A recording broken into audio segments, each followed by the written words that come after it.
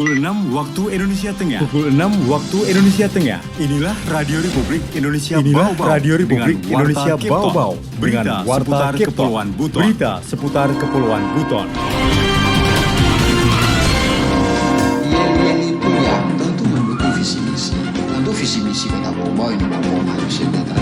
Tidak boleh bertentangan dengan Pancasila dan Undang-Undang. Yang berbeda tidak boleh berbau atau menyinggung sara, suku, agama, ras.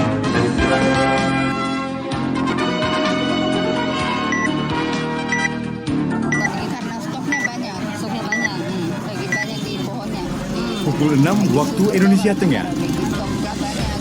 Inilah Radio Republik Indonesia Bau-Bau dengan Warta Kepton. Berita seputar Kepulauan Buton.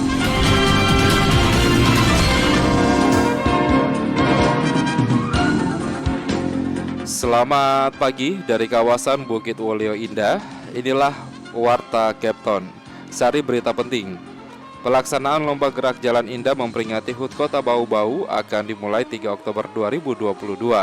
Panitia lomba berharap yel-yel peserta GJI menghindari materi yang memicu perselisihan.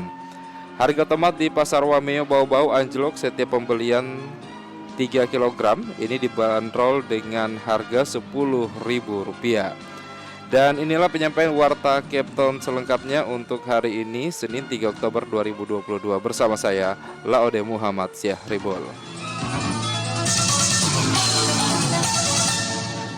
Saudara, kita update terlebih dahulu kasus COVID-19 di tanah air. Jumlah kasus positif COVID-19 bertambah 1.322 pada Minggu 2 Oktober 2022. Sementara itu, pasien sembuh bertambah 1.575 kasus dan kasus meninggal dunia juga bertambah 10 kasus. Tercatat ada sebanyak 17.434 kasus aktif dan 34.111 spesimen yang diperiksa dan 1.919 suspek yang diamati. Menyusul kabar akhir pandemi COVID-19 sudah di depan mata, sebagaimana pernyataan dari Organisasi Kesehatan Dunia WHO, sejumlah negara telah melonggarkan protokol kesehatan, salah satunya dengan mencabut kewajiban penggunaan masker. Terkait pelonggaran ini, juru bicara Kemenkes RI, Muhammad Syahril menegaskan, negara-negara yang mencopot aturan masker telah berlandaskan pertimbangan tertentu. Sementara itu di Indonesia, belum ada aturan mengenai pencopotan masker karena pertimbangan mencegah risiko tinggi terkait COVID-19. RRI Radio Tangga Bencana COVID-19. Pelaksanaan Lomba Gerak Jalan Indah memperingati HUT Kota Bau-Bau akan dimulai pada 3 Oktober 2022 hari ini. Panitia lomba berharap yel-yel peserta GJI menghindari materi yang memicu perselisihan. Selengkapnya dilaporkan reporter RRI Bau-Bau, Hairul Mulko.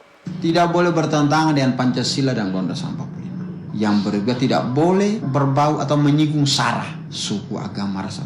Itu standar, kita sudah kirimkan surat. Lomba Gerak Jalan Indah GJI memperingati HUT Kota Bau-Bau akan diikuti oleh ratusan barisan. Setiap barisan akan memberikan penampilan terbaik dengan beragam yel-yel menarik yang akan menjadi nilai tambah penilaian Dewan Juri. Terkait yel-yel, panitia lomba telah memberikan rambu-rambu agar materi yel-yel tersebut mengandung nilai-nilai positif, bukan bermuatan materi yang memicu perselisihan. Ketua Seksi Lomba Gerak Jalan Indah Kota Bau-Bau, Laode Aswat, menyebutkan sedapat mungkin yel-yel tersebut mengandung visi misi Pemkot Bau-Bau. Jadi pelaksanaannya 3, 4, dan 6. Yel-yel itu yang tentu mendukung visi misi. Tentu visi misi Kota Bau-Bau ini Bau-Bau maju sejahtera dan berbudaya. Tidak boleh bertentangan dengan Pancasila dan Undang-Undang 45. Yang berbeda tidak boleh berbau atau menyinggung sara, suku, agama, ras. Itu standar, kita sudah kirimkan suratnya. Sehingga tidak ada yang dicederai, tidak ada yang tersinggung. Jadi yel-yel itu standar. Lebih jauh, Kepala Dinas Pendidikan dan Kebudayaan Kota Bau-Bau ini mengharapkan seluruh barisan peserta GJI di luar sekolah harus mendapatkan rekomendasi dari pemerintah kelurahan setempat. atau organisasi apapun yang berbasis di kecamatan dan kelurahan itu harus ada rekomendasi lurah. Ini untuk memastikan bahwa yang itu berbaris ini kan ini terkoordinasi, minimal yel-yelnya tadi sebelum lurah kasih rekomendasi tak yel-yel, walaupun bukan juga jaminan. Misalnya bila yelku saya maju sejahtera, dalam prakteknya dia tidak tahu, siapa tahu dia. Tapi kita semua kita minimalisir semua potensi-potensi yang menimbulkan kita rekomendasi. Berbeda dengan tahun-tahun sebelumnya, lomba Gerak Jalan Indah tahun ini akan mengambil titik start di pelataran Kota Mara, kemudian finish di lapangan Lembah Hijau. Reporter RRI Bau-Bau, Hairul Mulku melaporkan. Harga tomat di pasar Wameo Bau-Bau anjlok. Setiap pembelian 3 kg dibanderol dengan harga Rp10.000. Selengkapnya dilaporkan reporter RRI Bau-Bau, Ode Nurliani. Terhitung 2 pekan, harga tomat di Pasar Wameo Kota Bau-Bau anjlok hingga Rp2.500 per kilogram untuk ukuran kecil. Beberapa pedagang menjual tomat seharga Rp3.500 per kilogram, bahkan pengambilan 3 kilogram dipatok Rp10.000. Uli, salah satu pedagang di Pasar Wameo, mengungkapkan sejak pekan lalu harga tomat turun drastis karena tomat asal Wakuli Kabupaten Buton sementara panen besar-besaran. Saat panen tersebut, kata Uli, harga tomat anjlok karena tidak bisa disimpan dalam waktu lama. Pedagang pun tidak punya pilihan selain menjual tomat dengan harga murah. Imbas dari murahnya tomat, pedagang pun mendapat untung tipis, bahkan kadang pula merugi karena tak laku akibat banyaknya stok di pasaran. Yang memprediksi harga tomat akan kembali normal hingga panen kemarau selesai. Karena stoknya banyak, lagi banyak di pohonnya, lagi subur tuh kalau kemarau begitu. Stoknya banyak, baru tidak ada pelemparan di luar kota, pada murah juga semua. Oh ya, ini semua tomat dari mana nih? Dari Wakuli. Sementara itu, pantauan Dinas Perindustrian dan Perdagangan Kota Bau-Bau, selain tomat, aneka ikan juga tergolong murah. Selanjutnya aneka cabai seperti cabai merah besar dan cabai keriting pekan lalu masih Rp60.000, kini menjadi Rp40.000 per kilogram. Cabai rawit hijau dari Rp30.000 menjadi Rp25.000 per kilogram. Selanjutnya cabai rawit dari Rp80.000 turun menjadi Rp60.000 per kilogram. Sayuran wortel juga ikut-ikutan turun dari Rp20.000 menjadi Rp16.000 per kilogram dan kentang Rp24.000 menjadi Rp20.000 per kilogram. Pernyataan Perindak, rata-rata harga mulai turun karena stok di pasar melimpah. Begitupun dengan ikan disebabkan hasil tangkapan nelayan juga ikut melimpah. Wade Nurliani, reporter Bau-Bau melaporkan. Anda sedang mendengarkan Warta Kepton, berita seputar Kepulauan Buton. Kita ke berita lainnya. Ratusan pencari kerja memadati kegiatan Job Fair Kota Bau-Bau 2022 yang digelar Dinas Tenaga Kerja Kota Bau-Bau di Lipo Plaza Buton selama 2 hari. Selengkapnya mengenai hal tersebut dilaporkan reporter RRI Bau-Bau Afriansyah. Jadi kan kadang-kadang mengapa orang tidak bekerja? Pertama, kadang-kadang mereka tidak mengetahui informasi tentang peluang kerja. Ratusan pencari kerja memadati kegiatan Job Fair atau Bursa Kerja yang digelar Dinas Tenaga Kerja Kota Bau-Bau di Lipo Plaza Buton selama 2 hari, mulai 1 sampai 2 Oktober 2022. Acara Job Fair yang dibuka langsung Wali Kota Bau-Bau Laode Ahmad Munianse ini menyediakan 267 lowongan pekerjaan dari 16 perusahaan yang membuka penerimaan dalam rangka perayaan Harwana Bau-Bau atau Hari Ulang Tahun Bau-Bau ke-481 dan ke-21 tahun Kota Bau-Bau menjadi daerah otonom 17 Oktober 2022. Wali Kota Bau-Bau Laode Ahmad Munianse mengungkapkan, Job Fair ini merupakan salah satu upaya Pemkot Bau-Bau mewadahi para pencari kerja memperoleh informasi perusahaan yang membuka lowongan pekerjaan.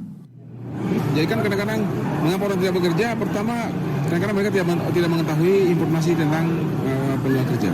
Jadi kita buka ruang, kita jembatani mereka, kita panggil para perusahaan-perusahaan ini yang menjadi perusahaan-perusahaan yang bekerja di Kota Bau-Bau, kita panggil, kita tanya untuk saat ini kalian butuh berapa. Nah, informasi itu kita sampaikan ke masyarakat kita.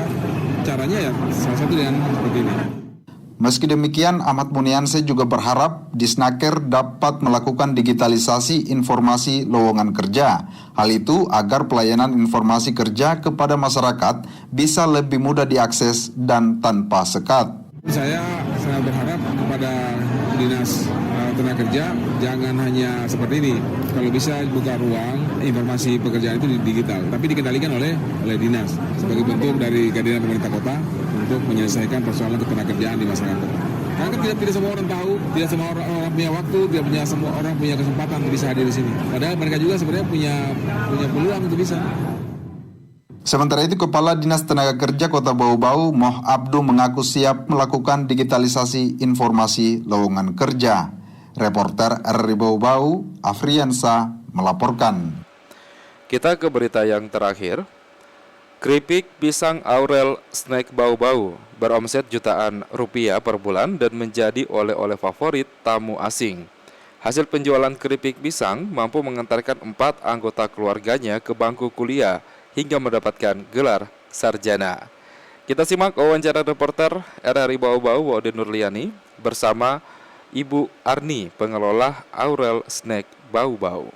Saat ini saya berada di Jalan Bakti Abri, Kelurahan Bukit Wolio Indah, Kota Bau-Bau. Tepat di belakang saya adalah rumah produksi Aurel Snack, aneka keripik dan juga jajanan lainnya diproduksi di sini. Lezatnya buah pisang memberikan efek manis bagi keluarga Pak Yosafat. Betapa tidak, buah yang mudah dijumpai di seluruh penjuru kota itu mampu menghasilkan tambahan pundi-pundi rupiah bagi keluarga ini. Di tangan cerdik Bu Arni, buah yang kaya akan karbohidrat dan vitamin itu diolah menjadi keripik pisang aneka rasa hingga beromset jutaan rupiah per bulan. Awal usahanya dirintis pada tahun 2018. Saat itu, ibu 3 anak ini mendapatkan resep dari tamu yang menginap di kediamannya. Membuat keripik pisang dengan cita rasa nikmat pada umumnya tidak semudah yang ia bayangkan. Hingga 10 kali percobaan, barulah keripik pisang produksi Aurel Snack mendapatkan rasa gurih dan nikmat hingga laris manis dipasarkan di swalayan, bahkan menjadi oleh-oleh tamu asing ke luar negeri. Biasa kalau ada tamu suami saya, karena kebetulan suami saya pemandu wisata, jadi mereka sering bawa oleh-oleh ke luar negeri, ke Amerika, biasa ke Inggris dan ke Australia. Dan ke Chili baru-baru, karena ada tamu saya di lantai 3, itu dia bawa banyak ke Chili, karena katanya cukup enak. Cara membuatnya pun tidak mudah.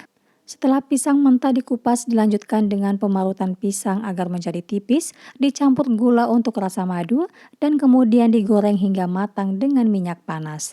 Varian rasa keripik yang disiapkan adalah rasa asin atau original, dan rasa madu karena dicampur gula.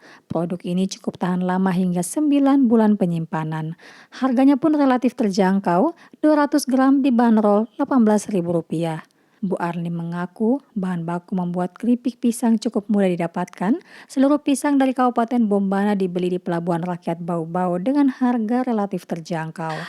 Omset dalam sebulan untuk seluruh usaha Aurel Snack ini Bu bisa berapa Bu? Ya, cukup bisa menghidupi anak-anak untuk bisa kuliah. Kalau dulu sebelum pandemi itu cukup lumayan lah, bisa sampai 8 sampai 9 jutaan. Waktu berjalan pandemi itu udah mulai menurun, sampai sekarang dia sudah mulai menurun. Tapi ya kami tetap bersyukur karena itu bisa untuk pakai biaya anak-anak kuliah. Bu Arni berharap pemerintah dapat menjaga stabilisasi harga minyak goreng sebagai salah satu bahan baku pendukung produksi UMKM di Bau-Bau. Harapan lainnya meningkatkan kunjungan wisatawan agar produk UMKM dapat dilirik tamu asing.